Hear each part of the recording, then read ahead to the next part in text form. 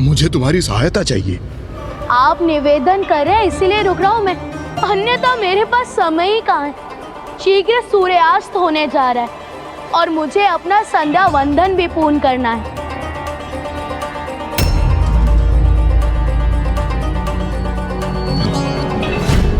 मैं अनुरोध करता हूँ कि आप इन्हें कुछ समय के लिए थाम लीजिए। आपको पूर्ण विश्वास है ना कि इनमें अधिक भार नहीं, मैं संभाल सकूंगा ना? नहीं नहीं, अधिक भार नहीं है इनमें, तुम बिल्कुल निश्चिंत रहो।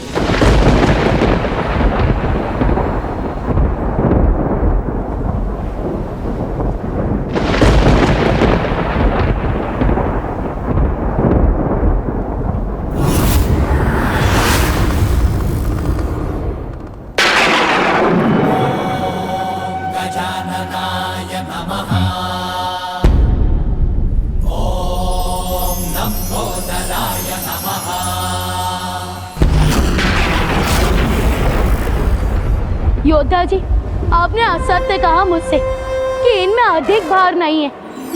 मैं अधिक समय तक इन्हें नहीं संभाल सकूंगा और सूर्यास्त के पूर्व मुझे मेरी शेष 5 मालाओं का जाप भी संपन्न करना है। तभी तो मेरा संध्या वंदन पूर्ण होगा।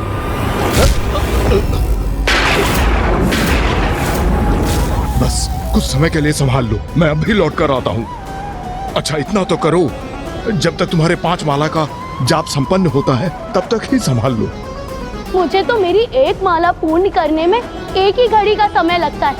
किंतु 5 घड़ी के लिए संभाल लो, मैं तत्काल लौट आऊंगा। सत्य कह रहे ना आप?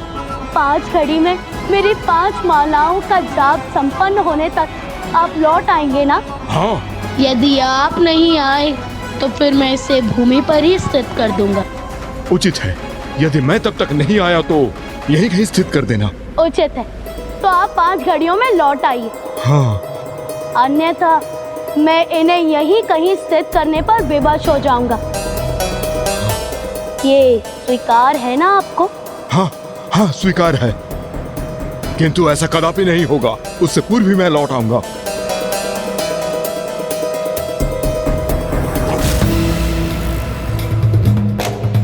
अच्छा, तो फिर आप यहाँ रुके क्यों हैं? जाइए, आपका समय आरंभ हो चुका है। ओम नमः शिवाय, ओम नमः शिवाय।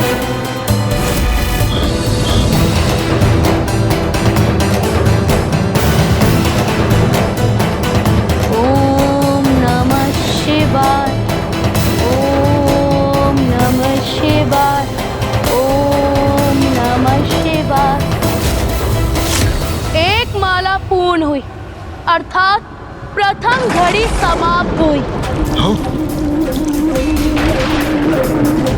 ओम नमः शिवाय, ओम नमः शिवाय, ओम नमः शिवाय, ओम।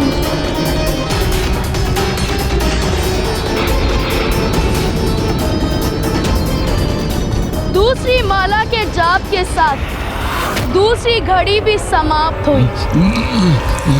मुझे शीघ्रता करनी होगी। लघु शंका के पश्चात मुझे स्नान कर संध्या वंदन भी तो करना है।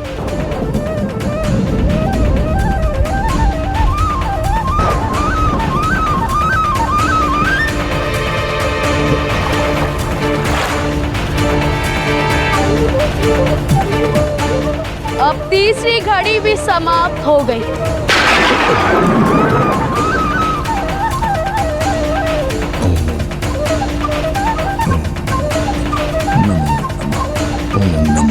चौथी माला के जाप के साथ चौथी घड़ी भी समाप्त हो गई।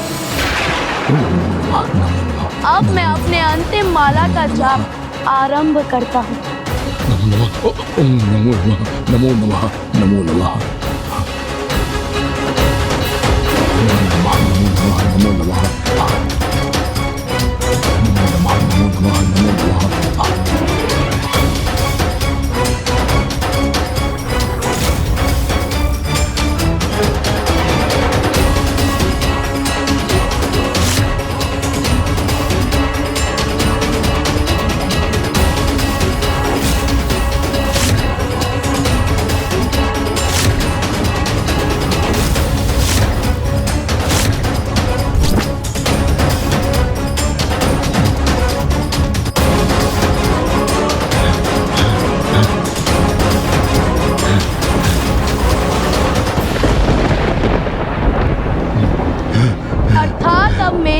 5वीं माला भी पूर्ण हुई। अब 5 घड़ियों का समय समाप्त हुआ। नहीं, हाँ, नहीं बालक, मैं आ रहा हूँ। आत्मलिंग को भूमि पर स्थित मत करना। तुम मेरा आत्मलिंग अपने साथ अवश्य ले जा सकते हो रावण, किंतु स्मरण रखना, आज सूर्यास्त से पूर्व तुम्हारी इच्छा के अनुसार जहां मेरा आत्मलिंग थल का स्पर्श करेगा वो सदा के लिए वही स्थापित हो जाएगा।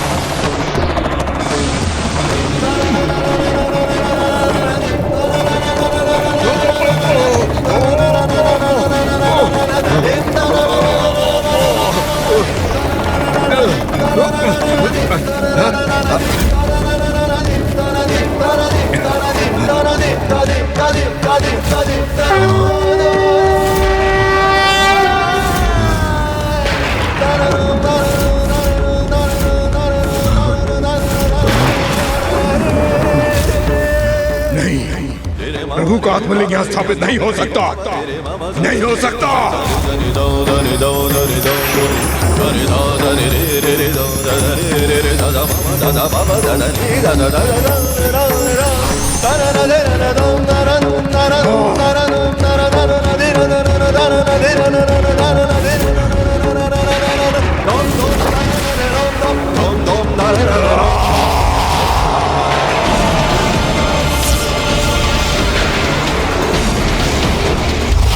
पुत्र, जाओ, जाकर प्रभु महादेव का आत्मलिंग लेकर आओ। इस बार मैं प्रभु महादेव को अपने साथ लेके ही लौटूंगा, अन्यथा आपको कभी अपना मुख नहीं दिखाऊंगा मैं।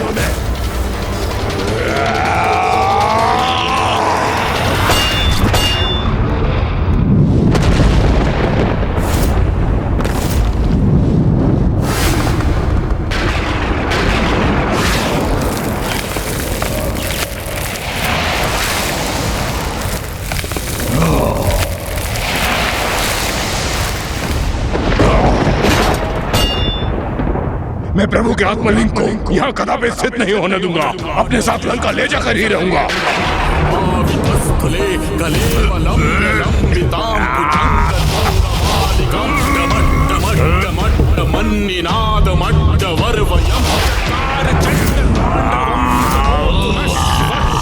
आप प्रभु की आत्मलिंग को अपने स्थान से कदापि नहीं ला सकते हैं लंकेश।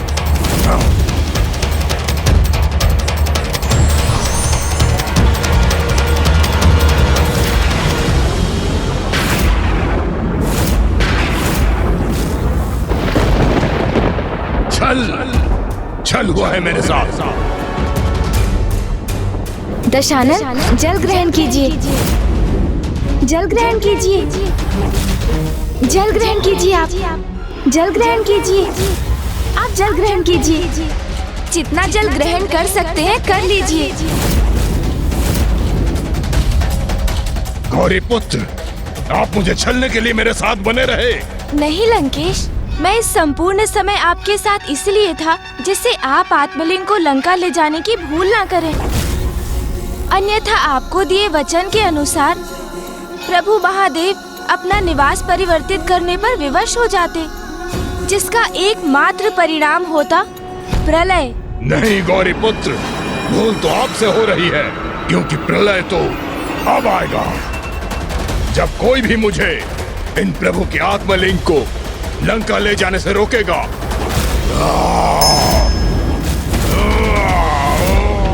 लंकेश, अब अपना ये प्रयास यहीं रोक दीजिए आप, क्योंकि इन्हें यहाँ से विस्थापित का प्रयत्न करना पाप होगा और इतने महाज्ञानी होने के बाद भी ऐसा अनर्थ करने की मूर्खता मत कीजिए आप। आपके लिए मूर्खता होगी गौरी पुत्र, किंतु मेरे लिए ये उद्देश्य है। आप जो चाहते थे आपने वो किया, अब जो मैं चाहूंगा वही होगा। उसमें आपका कोई भी हस्तक्षेप स्वीकार नहीं करूंगा।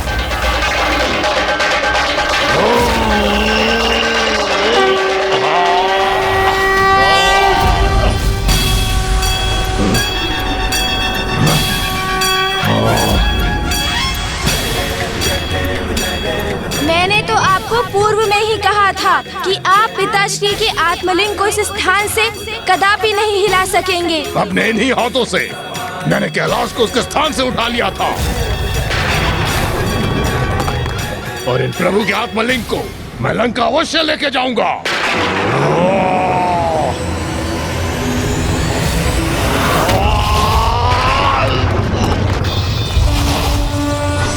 वहीं रुक जाइए लंकेश, क्योंकि जो कुछ भी हुआ प्रभु महादेव की इच्छा से ही हुआ, इसलिए उनकी इच्छा के विरुद्ध जाने का दुस्साहस मत कीजिए आप, अन्यथा जो आप करने जा रहे हैं उसका दुष्परिणाम भुगतना होगा आपको। नहीं, अब कोई नहीं रोक सकता मुझे, ना ही आपका छल तो ना ही आपको भयभीत करने का प्रयास।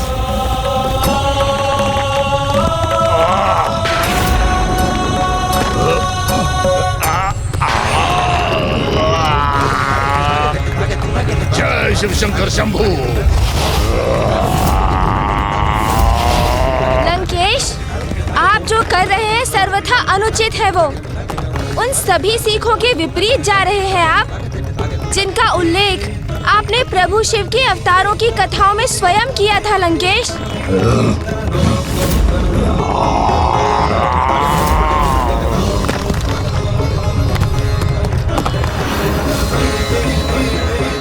पृथ्वी पर महासंकट छा रहा है। यदि पृथ्वी को विभाजित करने वाली ये दोनों रेखाएं आपस में मिल गई तो पृथ्वी दो भागों में विभाजित हो जाएगी। ऐसा कदापि नहीं होना चाहिए, हमें इसे कैसे भी रोकना होगा।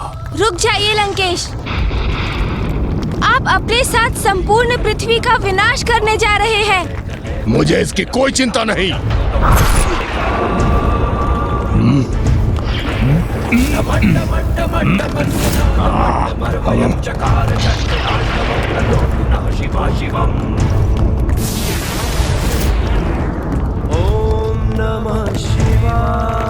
लंकेश ने तो जैसे निश्चय ही कर लिया है कि वो अपनी हट में पृथ्वी का विनाश ही कर देगा। ओम नमः शिवाय, ओम नमः शिवाय। आज तो मैं सफल होकर ही रहूंगा।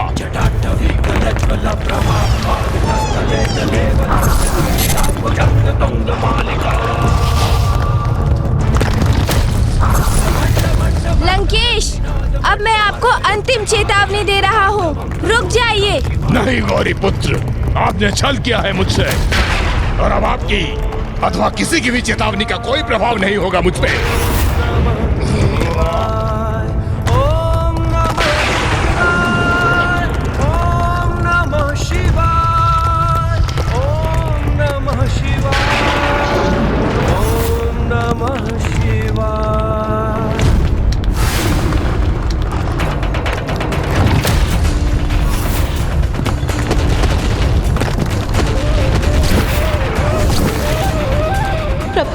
प्रभु, भूदेवी संकट में है, सृष्टि विनाश के निकट है। प्रभु, आपका अहंकारी और हठी भक्त धरती को ही संकट में डाल रहा है। प्रभु,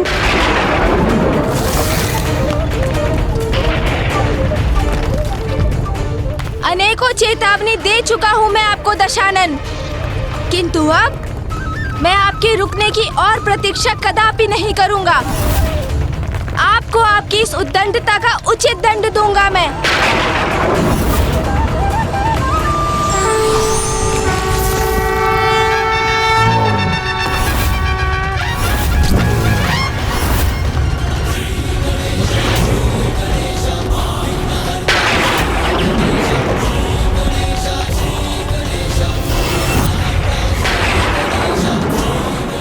प्रथम पूज्य गणेश जी ने विराट रूप धारण कर लिया है।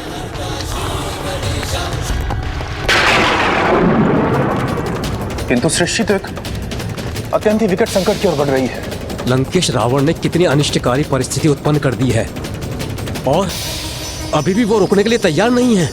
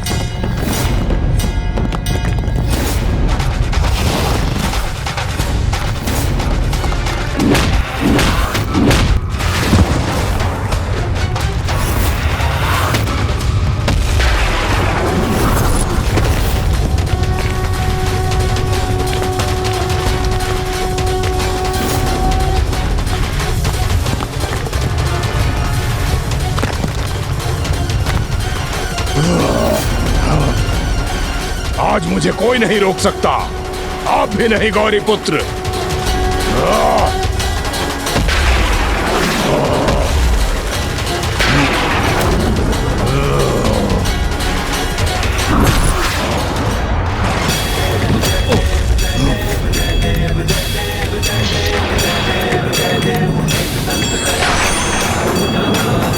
आप मुझे मेरी शक्ति का प्रयोग करने के लिए विवश कर रहे हैं गौरी पुत्र।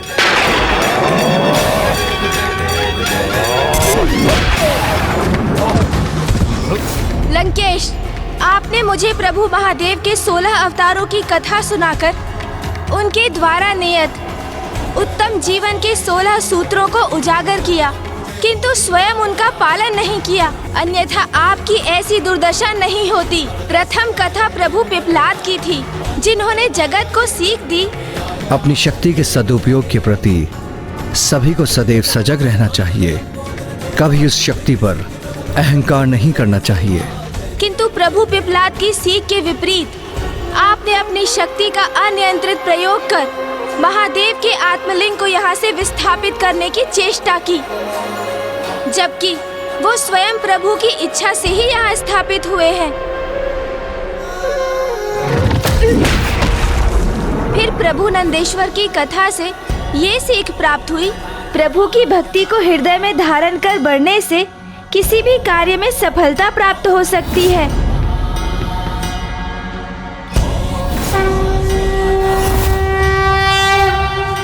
प्रभु की इच्छा के विरुद्ध उनके आत्मलिंग को अपने साथ लंका ले जाने के प्रति ही एकाग्रता का प्रदर्शन किया। प्रभु के तीसरे अवतार थे प्रभु भैरव, जिन्होंने ये स्पष्ट किया कि अपार शक्ति का उपयोग महान कर्तव्यों के निर्वाह के लिए ही होना चाहिए, किंतु आपका एकमात्र उद्देश्य तो स्वयं को सुरक्षित रखने हेतु प्रभु महादेव को लंका में स्थित करना ही था। प्रभु के चौथे अवतार प्रभु वीरभद्र के माध्यम से उन्होंने ये स्थापित किया कि जो ज्ञानी और शक्तिशाली होते हैं उन्हें कभी भी निष्क्रिय रहकर अधर्म और अन्याय का मूक समर्थन नहीं करना चाहिए, किंतु आप तो महाज्ञानी और महाबली होते हुए भी स्वयं अधर्म के पथ पर ही अग्रसर रहे। प्रभु के पांचवें अवतार प्रभु गृहपति थे, जिनसे ये सीख प्राप्त हुई, प्रबल इच्छा शक्ति और पूर्ण निष्ठा एवं श्रद्धा से कुछ भी संभव हो सकता है। प्रत्येक जीव को कभी भी किसी से वो कदापि नहीं मांगना चाहिए जिसे प्रदान करना देने वाले को कठिन हो। किंतु आपका उद्देश्य तो श्रद्धा से नहीं अपितु स्वार्थ से प्रेरित था। यदि निश्चल भक्ति से प्रभु की आराधना करते तो आपको स्वतः ही भोलेनाथ का सानिध्य प्राप्त होता और स्वयं को सुरक्षित रखने हेतु और आपको प्रभु के आत्मलिंग की आवश्यकता ही ना होती। अपना हठ त्याग दो और यहाँ से तत्काल प्रस्थान कर लो लंकेश, यही तुम्हारे लिए हितकर है, अन्यथा मैं विवश होकर वो करने वाला हूँ जिससे कदाचित अब तुम तो क्या संपूर्ण सृष्टि ही अनभिज्ञ है। यदि निश्चल भक्ति से प्रभु की आराधना करते तो आपको स्वतः ही भोलेनाथ का सानिध्य प्राप्त होता और स्वयं को सुरक्षित रखने हेतु और आपको प्रभु के आत्मलिंग की आवश्यकता ही नहीं होती। प्रभु के छठे अवतार थे प्रभु शरभ, जिन्होंने ये सीख दी कि विजय प्राप्ति के उपरांत अहंकार के वश में आकर स्वयं पर नियंत्रण नहीं खोना चाहिए। किंतु आपने तो प्रभु के आत्मलिंग को प्राप्त करने पर भी अपने अहंकार से मुक्त नहीं हुए और प्रभु महादेव से कैलाश का ही त्याग करवाने का संकल्प ले लिया। तो मैंने क्या बुरा किया गौरी पुत्र?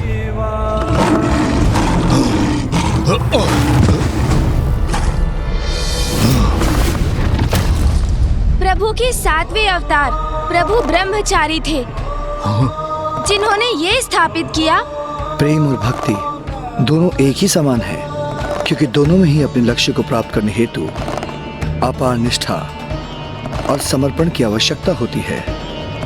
किंतु आपने भक्त के कर्तव्य से भटक कर स्वार्थवश उनके आत्मलिंग को लंका ले जाने का प्रयास किया। मैं प्रभु के आत्मलिंग का क्यों त्याग करता? मेरा अधिकार था उन पर।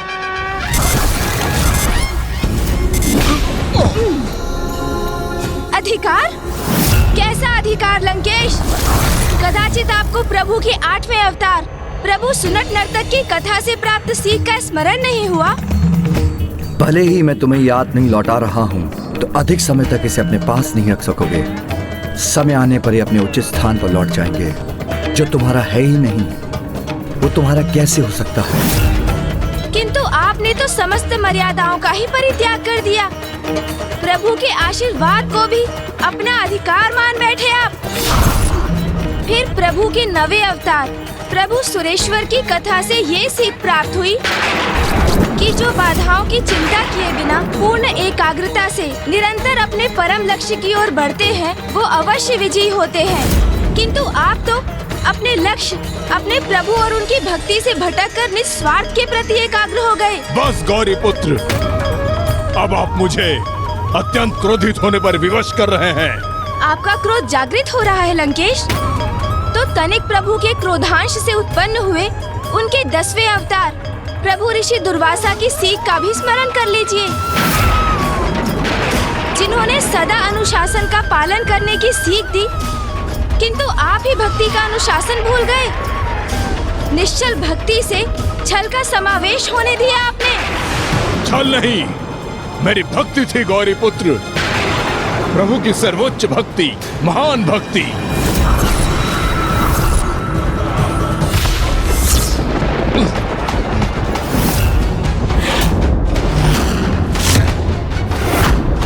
प्रभु के 11वें अवतार प्रभु अवधूत की सीख का स्मरण हुआ आपको?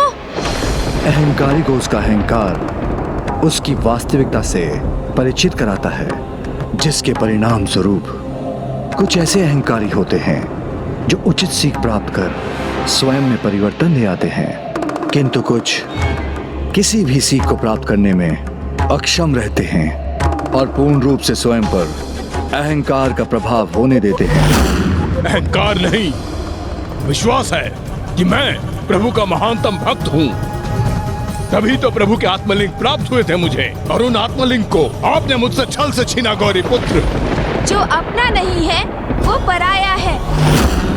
उसके मोह से ही मात्सर्य अर्थात ईर्ष्या का जन्म होता है, और मात्सर्य सदा विनाश की ओर ही ले जाता है।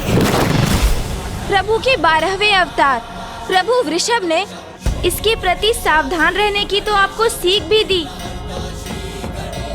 और आप स्वयं ही देख लीजिए कि जिस पर आपका अधिकार नहीं था, उसके मोह ने आपके साथ संपूर्ण सृष्टि के लिए भी कैसी विनाशकारी स्थिति उत्पन्न कर दी।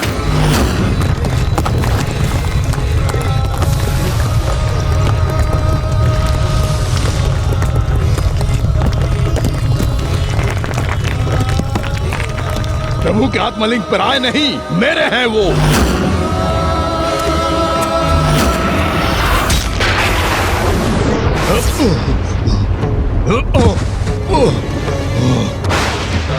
प्रभु के 13वें कृष्ण दर्शन अवतार की सीख तो मत भूलिए लंकेश।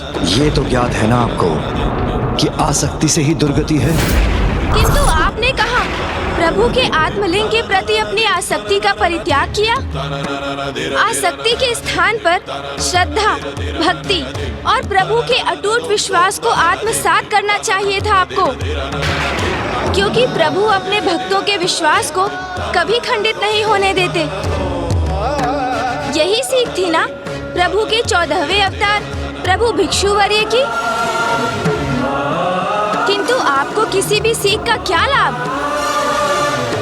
क्योंकि आपको तो एकमात्र अपनी शक्ति में ही विश्वास है लंकेश।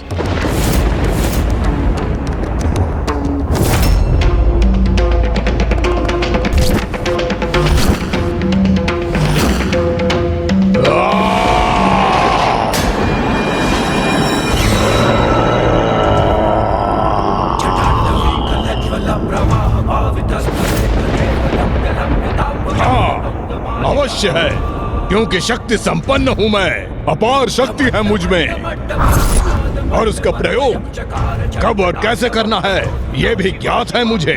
ये आपकी शक्ति नहीं, आपका अभिमान है लंकेश।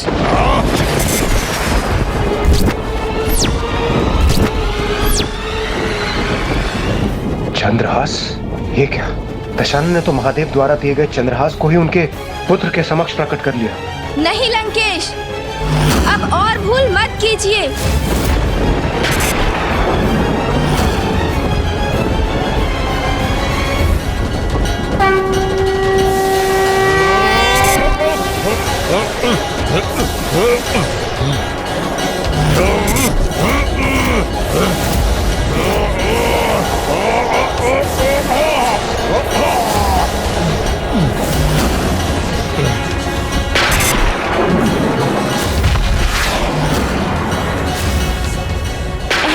लंकेश, तुम पिताश्री से प्राप्त चंद्रहास का प्रयोग अधर्म के लिए कदापि नहीं कर सकते।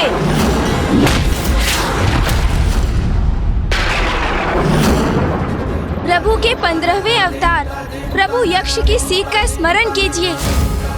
सदा स्मरण रखना, मात्र ज्ञान अथवा सीख देने से पुण्य प्राप्त नहीं होता, स्वयं उस सीख का पालन करना भी अति आवश्यक है। किंतु आपने अपने अभिमान को अपने आचरण का अभिन्न अंग बना रखा है, और आपने प्रभु के 16वें अवतार प्रभु यतिनाथ की जो कथा अंत में सुनाई थी, उनसे यही सीख प्राप्त होती है कि अतिथि देवो भवः, अर्थात अतिथि ही भगवान के स्वरूप होते हैं। किंतु आपने तो प्रभु को अतिथि के स्थान पर बंदी बनाकर लंका में स्थित करने का लक्ष्य निर्धारित किया हुआ था। अपने ही आराध्य के साथ छलावा कर उन्हें विवश करते हैं आप, फिर इसका दंभ भी करते हैं कि आप उनके महानतम भक्त हैं। आप जैसे मिथ्या भक्ति करने वालों को ही भक्ति का वास्तविक मर्म सिखाने हेतु प्रभु महादेव अपना अगला अवतार लेने वाले हैं। नहीं। आप क्या समझ रहे थे? मुझे प्रभु के अवतारों का ज्ञान नहीं? नहीं। मैं तो आपको मात्र लंका जाने से रोकने के लिए ही आपसे उनके अवतारों की कथाओं का श्रवण कर रहा था, क्योंकि मुझे तो प्रभु के वो अवतार भी ज्ञात हैं जो भविष्य में प्रकट होंगे, और प्रभु के अगले अवतार हैं प्रभु श्री राम के अनन्य भक्त महाबली हनुमान। महाबली हनुमान, महाबली हनुमान।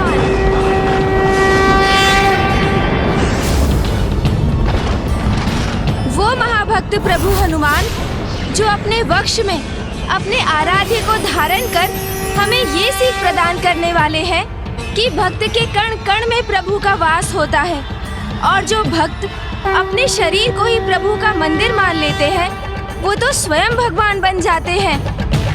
कदाचित उनकी भक्ति देखकर आपको निश्चल भक्ति का महत्व समझ में आएगा, और फिर प्रभु द्वापर युग में काल, क्रोध और यम के अंश अर्थात गुरु द्रोणाचार्य के पुत्र महायोद्धा अश्वत्थामा के रूप में अवतार लेकर जगत को ये सीख देंगे कि प्रतिशोध की भावना से व्यक्ति दूसरे का ही नहीं, स्वयं अपना भी विनाश निर्धारित कर लेता है। और प्रभु के 19वें अवतार होंगे प्रभु किरात, जो एक वनवासी के रूप में धर्मपरायण योद्धा पांडु पुत्र अर्जुन की परीक्षा लेने के उपरांत उन्हें पशुपति अस्त्र प्रदान करेंगे और संसार को ये सीख देंगे कि वास्तविक योद्धा वो होता है जो अपने पराक्रम से युद्ध भूमि में विजय तो प्राप्त करता ही है, प्रभु के हृदय में भी अपना स्थान बनाने में सफल होता है। और एक परम भक्त योद्धा का आचरण आपके सर्वथा विपरीत होता है, क्योंकि आपने तो तपस्या के माध्यम से भी अपनी स्वार्थ की पूर्ति हेतु अपने भगवान से भी छल किया।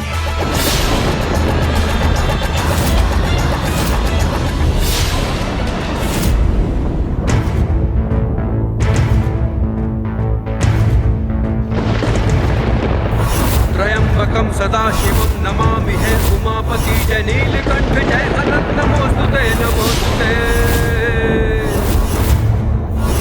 हो भोलेनाथ भक्त के हो कष्ट से निवारते, ये सृष्टि सारी संकटों से ही है उबारते। यदि अभी भी आपने स्वयं को नहीं सुधारा लंकेश, तो प्रभु महादेव के अगले 3 अवतारों में से एक प्रभु हनुमान आपको उचित सीख अवश्य देंगे। तब उनका आगमन आपके विनाश का संकेत होगा और उसी दिवस से आपका सर्वनाश आरंभ हो जाएगा।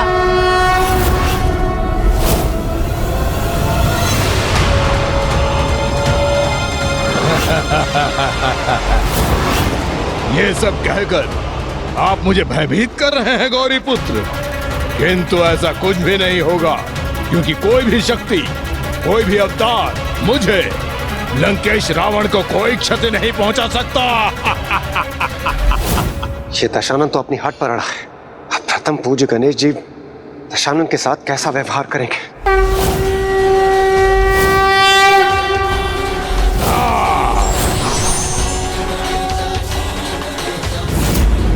मैं तो आपको सुधरने का एक अंतिम अवसर प्रदान कर रहा था लंकेश। आप अपनी भूल स्वीकार कर सकें, इसलिए मैंने पुनः प्रभु महादेव के सभी अवतारों से प्राप्त सभी सीखों का उल्लेख किया। किंतु अब मुझे आभास हो रहा है कि आप अब कोई सीख स्वीकार नहीं करना चाहते। संसार का सर्वश्रेष्ठ ज्ञानी हूँ मैं, और आप मुझे ज्ञान दे रहे हैं गौरी पुत्र।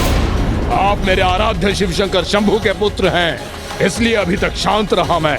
और यदि आपने मुझे प्रभु के आत्मलिंग को ले जाने से रोका, तो मैं अपने संपूर्ण शक्ति का प्रदर्शन करने से नहीं रुकूंगा।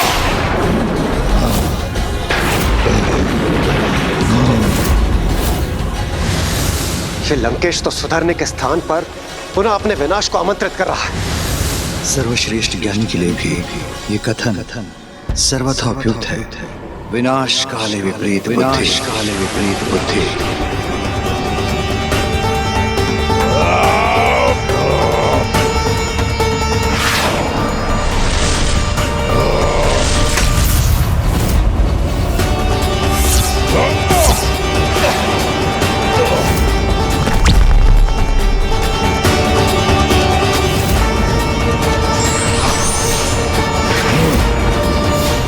जो सीख प्राप्त कर स्वयं को सुधारने में असमर्थ हो, उसे तो मात्र दंडित ही किया जा सकता है। अब आप अपनी मृत्यु के लिए तैयार हो जाइए लंकेश।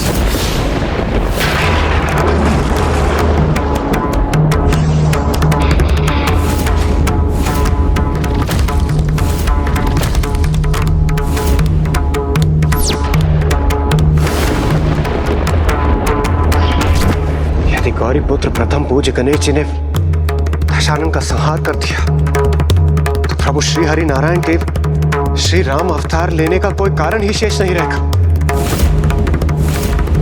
प्रभु महादेव के समस्त अवतारों को प्रथम पूज्य गणेश जी ने तो लंकेश को दंडित करने से रोक दिया, किंतु क्रोधवश स्वयं वही करने जा रहे हैं। नहीं, कुछ नहीं हो सकता मुझे। प्रभु रोक लीजिए पुत्र गणेश को, अन्यथा ना ही प्रभु राम अवतार प्रकट होंगे और ना ही आपके प्रभु हनुमान के प्रकट होने का कोई कारण शेष रहेगा।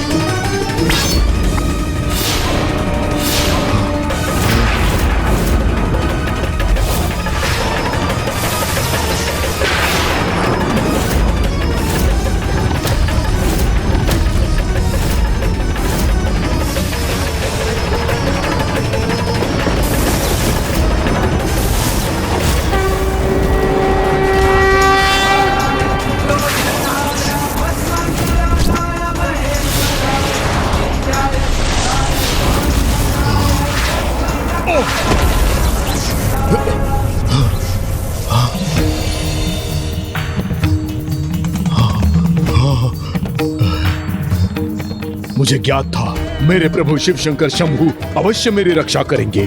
पिताश्री ने अपने त्रिशूल से मेरे वार को क्यों निरस्त कर दिया?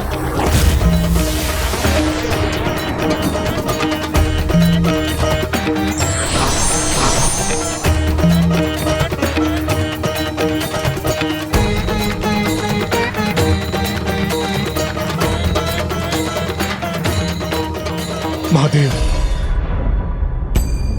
पुत्र, लंकेश रावण को उसके अपराध का दंड प्राप्त हो चुका है।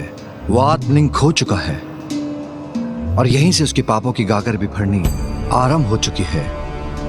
किंतु हमें अभी भी उसे एक भूल सुधारने का अवसर प्रदान करना चाहिए। जैसी आपकी आज्ञा पिताश्री।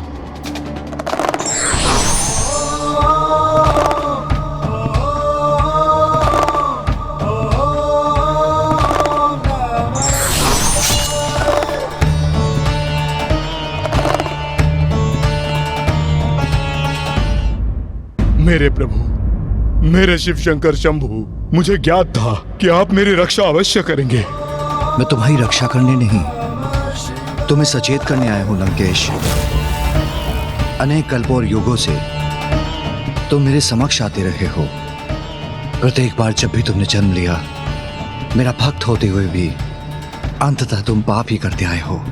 और फिर विवश होकर प्रत्येक युग में नारायण तुम्हारा वध करते रहे।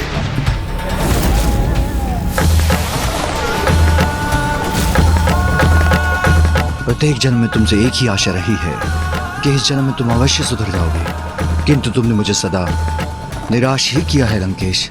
प्रत्येक कल्पों और युग में ही नहीं, अपितु प्रत्येक ब्रह्मांडों में तुम इन्हीं भूलों को दोहराते हो और दंडित होते हो। धर्म अधर्म का भेद का ज्ञान होते हुए भी प्रत्येक रावण अधर्म ही करता है। मुझे क्षमा करें प्रभु, किंतु इस बार मैं अवश्य सुधर जाऊंगा।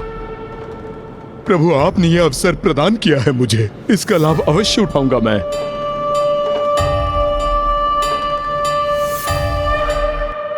हे गौरी पुत्र, मुझे प्रत्येक भूल की क्षमा दीजिए। लंकेश, आप इसे अपना अंतिम अवसर ही समझिए और प्रभु महादेव के 19 अवतारों से प्राप्त प्रत्येक सीख का पालन भी कीजिए। अन्यथा आप स्वयं अपने विनाश को आमंत्रित करेंगे।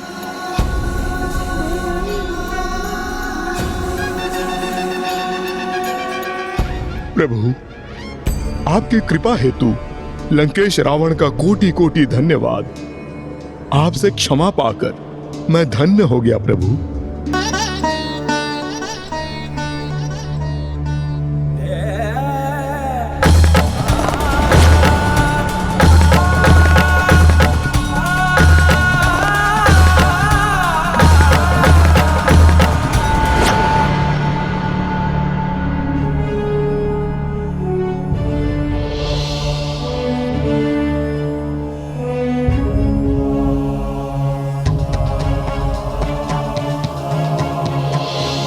सिन्दूरवर्णं द्विभुजं गणेशं लम्बोदरं पद्मदले निविष्टं ब्रह्मादिदेवः परिसेव्यमानं सिद्धैर्युतं तं प्रणमामि देवं। सिन्दूरवर्णं द्विभुजं गणेशं लम्बोदरं पद्मदले निविष्टं ब्रह्मादिदेवः परिसेव्यमानं सिद्धैर्युतं तं प्रणमामि देवं। सिन्दूरवर्णं द्विभुजं गणेशं लम्बोदरं पद्मदले निविष्टं ब्रह्मादिदेवः परिसेव्यमानं सिद्धैर्युतं तं प्रणमामि देवम्। गौरी पुत्र प्रथम पूज्य गणेश जी की जय। गौरी पुत्र प्रथम पूज्य गणेश जी की जय। गौरी पुत्र प्रथम पूज्य गणेश जी की जय। विघ्नहर्ता प्रथम पूज्य गणेश जी की जय।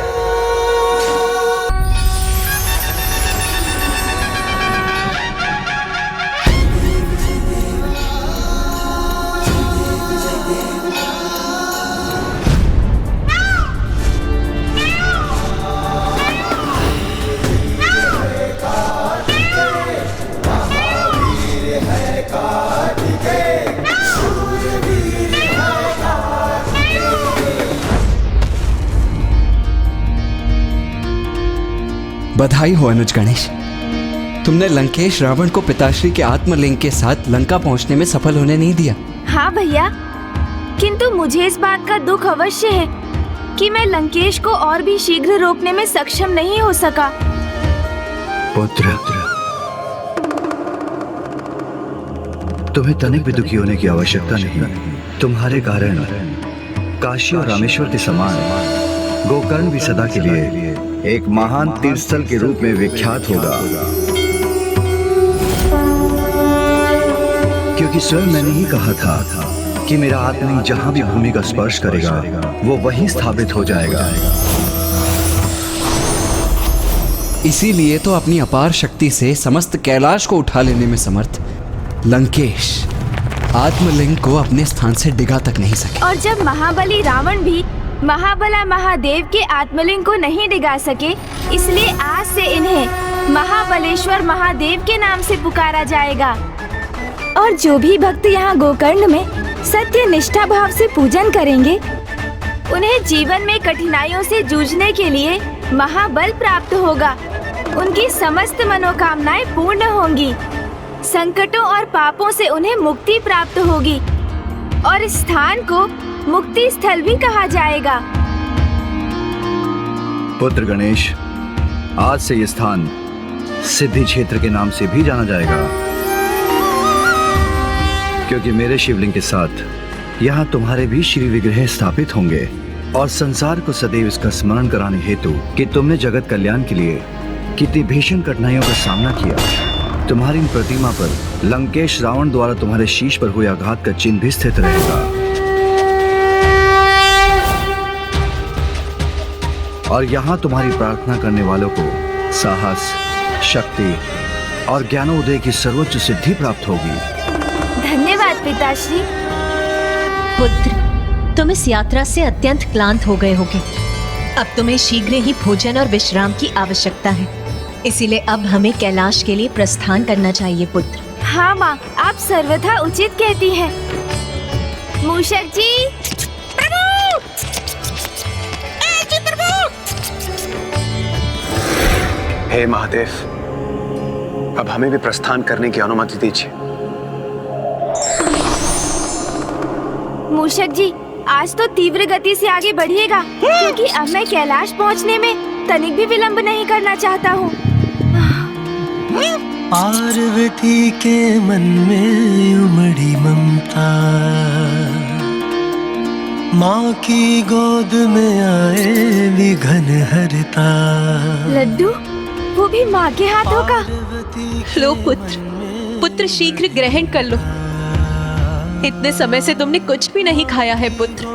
लो, इसीलिए मैं तुम्हारे लिए ये लड्डू ले आई हूँ। तो इसे आप ही मुझे खिला दीजिए ना माँ।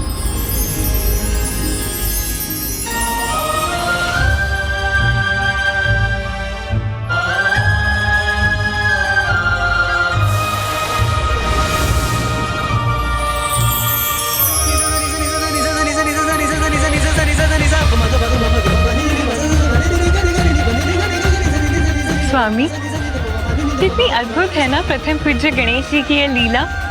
कुछ समय पूर्व जिन्होंने महायोद्धा भगवान का विराट रूप धारण कर महाबली असुर लंकेश को अपने अधर्मयुक्त आशय में सफल नहीं होने दिया, अब वही गणेश अपनी माँ के समक्ष एक भोला भाला बालक बनकर अपनी माँ के हाथों से आहार प्राप्त कर रहे हैं।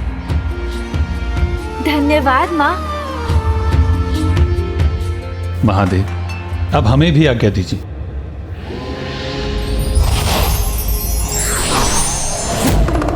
नंदी जी, आप प्रस्थान कीजिए। मूषक जी, अब आप भी चलिए। जी प्रभु।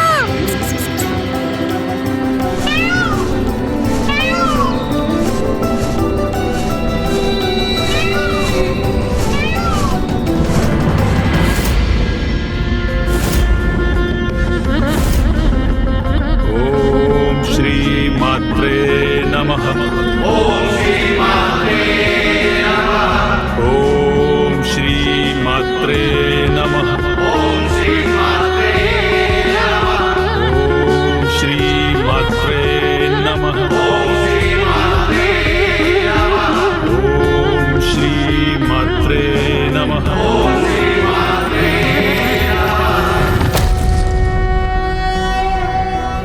ज्ञानानंदमयं देवं निर्मलस्फटिकाकृतम् आधारं सर्वविद्यानां हयग्रीवम् उपास्महे। अर्थात हम अभिवादन करते हैं माता पराशक्ति का, जो माताओं की भी माता है, जिनका स्थान सर्वोच्च, जिनकी सृजन शक्ति से समस्त ब्रह्मांड गतिमान है। इस मंत्र के उच्चारण से हम उन्हीं माता अर्थात जगत की ममतामयी नारी शक्ति से सीधा संपर्क साधते हैं। इसलिए मेरे प्रिय शिष्यों, अब माता के लाल वर्ण को मन में धारण कर पूर्ण निष्ठा से माता के इस मंत्र का जाप करो, ताकि यही मंत्र हमें माता पराशक्ति की संपूर्ण रचना से एकीकार करेगा। ओम श्री मात्रे नमः। ओम श्री मात्रे नमः। ओम श्री मात्रे नमः। ओम श्री मात्रे नमः। ओम श्री मात्रे नमः। ओम श्री मात्रे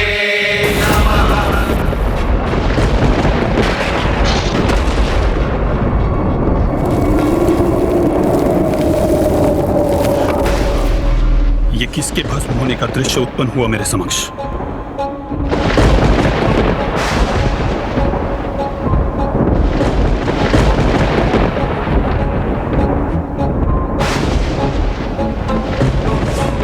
हे गुरु हैग्रीव, ये कैसा भयंकर दृश्य था? किसी बड़े अनिष्ट का संकेत है ये, किंतु हमारा मंत्र जाप कदापि नहीं रोकना चाहिए।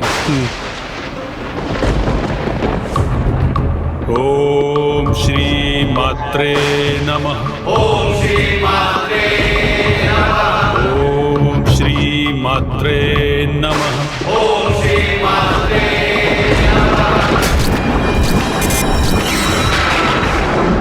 नहीं, इतना बड़ा अनर्थ, सृष्टि पर इतना बड़ा महासंकट, ये कैसे संभव है?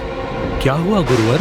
ये किस प्रकार के संकट का संकेत है? सृष्टि कैसे अनिष्ट का सामना करने जा रही है? भंडासुर, भंडासुर, भंडासुर। प्रभु महादेव के तीसरे नेत्र से उत्पन्न क्रोधाग्नि से भस्म होने वाले कामदेव की भस्म से प्रकट होगा ये महासंकट। बहुत समय पूर्व अपना ध्यान भंग होने के कारण प्रभु महादेव ने क्रोधित होकर कामदेव को भस्म कर दिया था, किंतु कामदेव के क्षय हुए शरीर का भस्म वहीं पड़ा रह गया था, जो अब एक नवीन आकार लेने के प्रयास में लगा है। परंतु यदि उसे रोका नहीं गया तो फिर सृष्टि को एक भीषण संकट का सामना करना पड़ेगा। घोर अनर्थ हो जाएगा इस घटना से।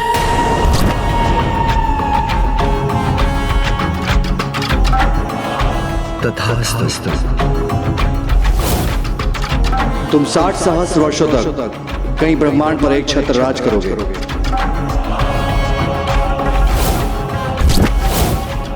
सौभाग्य है तुम्हारा कि तुम मेरे अर्थात भंडासुर के अधीन हो, इसीलिए प्रसन्न रहो। जगत सम्राट भंडासुर की जय जय जय। संकट, सृष्टि का सबसे बड़ा संकट आने वाला है, और इस संकट को कोई और नहीं, स्वयं विघ्नहर्ता गणेश जी ही उत्पन्न करने जा रहे हैं। गणेश जी, गणेश जी।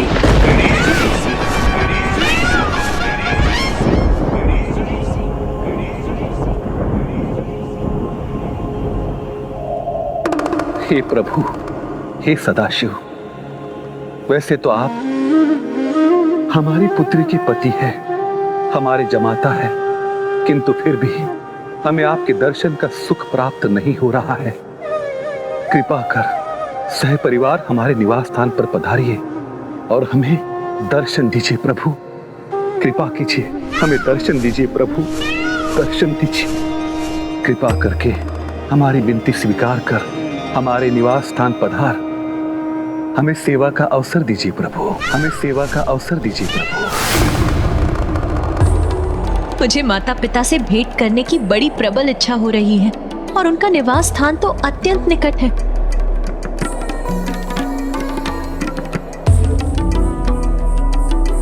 प्रभु, प्रभु क्या हम अभी वहाँ? अवश्य प्रिय, मुझे आपकी इच्छा ज्ञात है। आपके माता पिता भी हमसे भेंट करने के लिए अत्यंत लालायित हैं, इसलिए हम अभी वहां जाएंगे। धन्यवाद प्रभु। हम लोग ननिहाल जा रहे हैं, वहाँ बहुत बहुत आनंद आएगा मूषक जी। आप तैयार हो जाइए, वहाँ तो बहुत अधिक स्वादिष्ट भोजन और भांति भांति के उपहार भी प्राप्त होंगे हमें। अधिक उत्साहित होने की कोई आवश्यकता नहीं है अनुज गणेश, क्योंकि इस बार नाना जी और नानी जी का संपूर्ण स्नेह और ध्यान मैं तुम पर केंद्रित नहीं होने दूंगा। अच्छा, फिर देखते हैं भैया।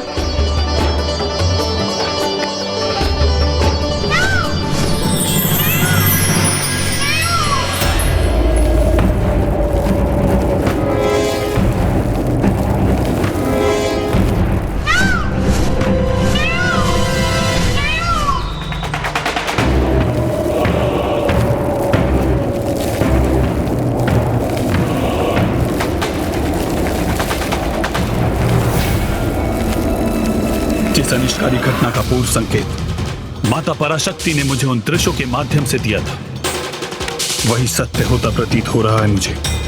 स्वयं गणेश जी के हाथों इतने बड़े अधर्मी असुर भंडासुर का जन्म होने जा रहा है।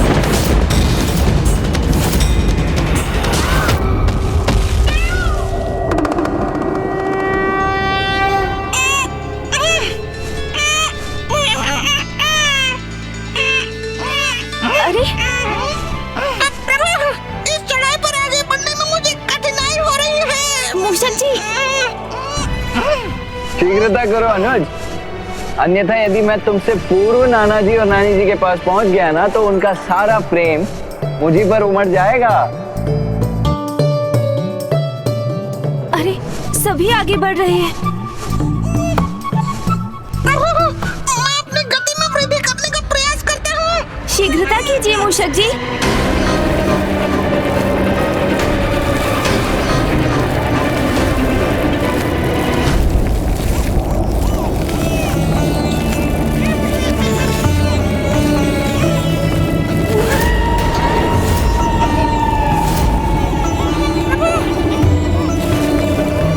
मूषक जी, खीर, लड्डू, मेवा अर्थात उन स्वादिष्ट पकवानों की कल्पना कीजिए जो हमें नाना जी के यहाँ प्राप्त होंगे।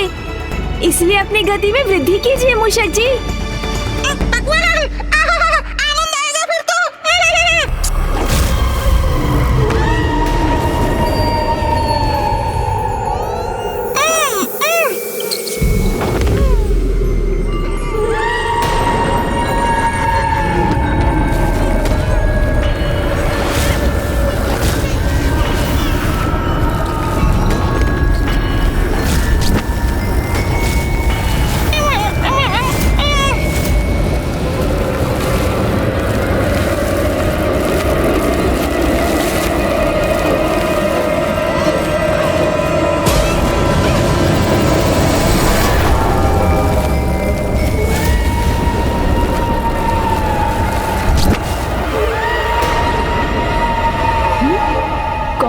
पीछे ये किसका आभास हुआ मुझे?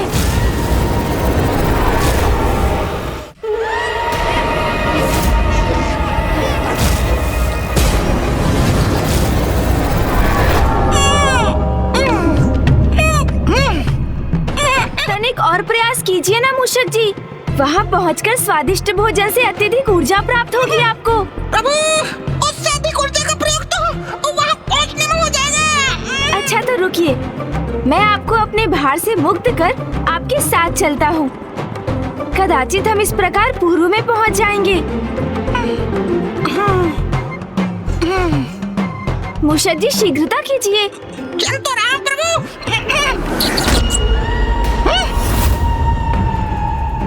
ओहो, अब आप क्यों रुक गए मूषक जी? क्या अभी ऊर्जा शेष नहीं रही आप में? क्या क्या है वहाँ? किसकी ओर संकेत कर रहे हैं आप मूषक जी?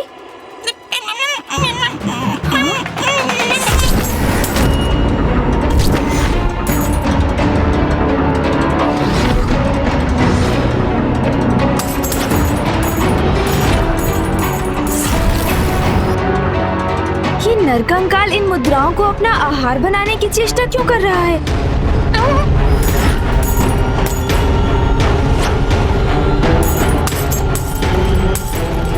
प्रतीत होता है ये मुद्राओं का लोभ छोड़ नहीं पा रहा। वो मुद्राएं खाना चाहता है जिन्हें इसका शरीर अपने भीतर रख भी नहीं सकता।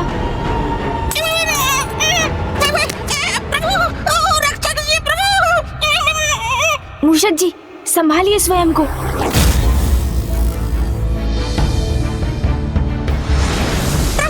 शीघ्र चलिए इस विचित्र और भयंकर स्थान से। वैसे भी हमें विलंब हो रहा है।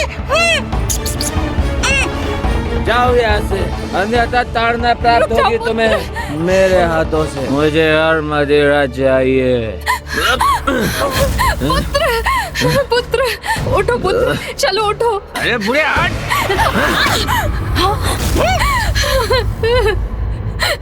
मैंने कहा ना, मेरे निकट मत आना बुढ़िया, मत आना निकट मेरे।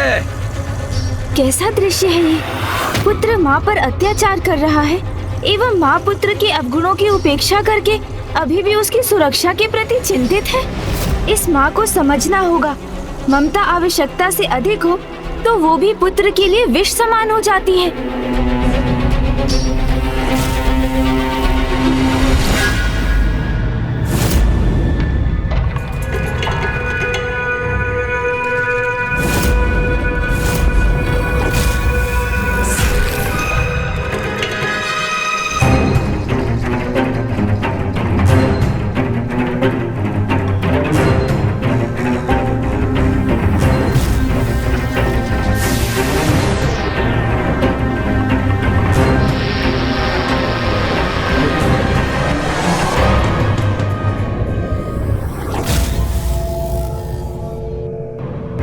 क्या कारण है इन विचित्र दृश्यों और इस अनुचित क्रियाकलाप का?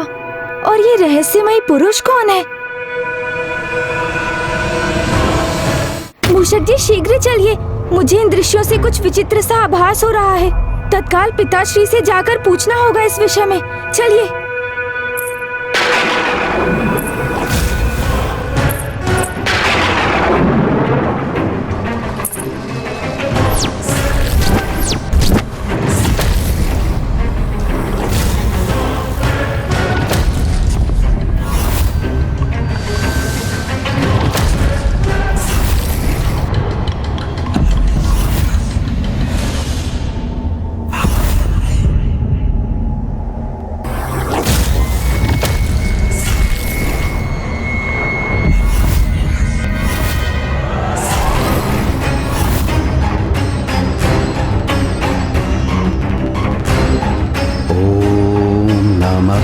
शिवाय। ओम नमः शिवाय। ओम नमः शिवाय। ओम नमः शिवाय। ओम नमः शिवाय। ओम नमः शिवाय। ओम नमः शिवाय। ओम नमः शिव।